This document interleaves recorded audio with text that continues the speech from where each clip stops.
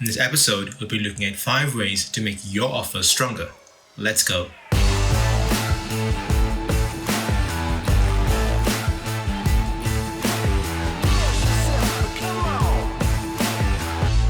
Hi, I'm Chopdat, and this channel is all about helping you get started on your real estate investing journey. Consider subscribing to my channel and hit the bell icon to get notified about future videos. Sometimes there's a lot of competition, with many people making offers on the same property, but there are ways of making better offers without compromising on the price.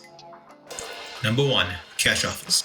Making cash offers can seem attractive to sellers because there's no waiting for finance from the bank, which can take up to 2 to 8 weeks. Think about not having a buyer qualify, making your offer stronger. But this only works if you have your financing in place through a private money lender or some alternate funding source. Number 2. Offer a deposit. In most transactions, the seller would expect you to put down a deposit. There are ways of making offers without a deposit, but if you want to show the seller that you are serious about buying the property, putting an offer down may be the best way of getting the contract signed. For example, putting down a higher deposit can make your offer a lot more attractive to a seller than that of your competitors. Number 3. Inspection contingency. I always put down an inspection contingency. You can put down 3 days, 5 days, and in cases where the property is really distressed, I like to use 14 days because I like to get experienced eyes to look at the property to see if I missed anything, but also as a way out. So if I find out that the renovation costs exceeds my budget, I have a way out of the contract. Number 4.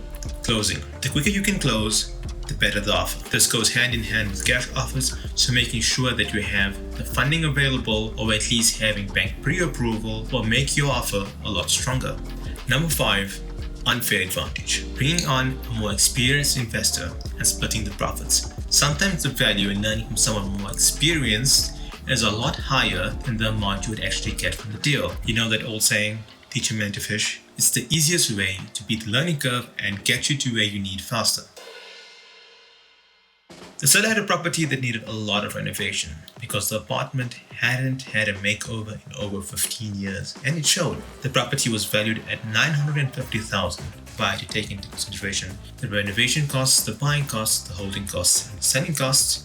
I would walk away with a healthy $80,000 annual profit. But in order to make this deal work, I needed to get the property under contract for around $580,000. The seller counted my offer for $600,000. So I agreed to the seller's $600,000 on condition that I can use the bank to finance the deal, and I had 14 days to do a proper due diligence. 24 hours later, I had the property under contract and in my hands. Not all deals work out this easily, but this just gives you a general idea of how you can use these strategies in order to get a property under contract. Now, putting a disclaimer out there, you need to know how the numbers work in order to make this a good deal. I hope you enjoyed this video, and if you have any questions, leave it in the comment section. I am Chopdat, and I'll see you on the next one.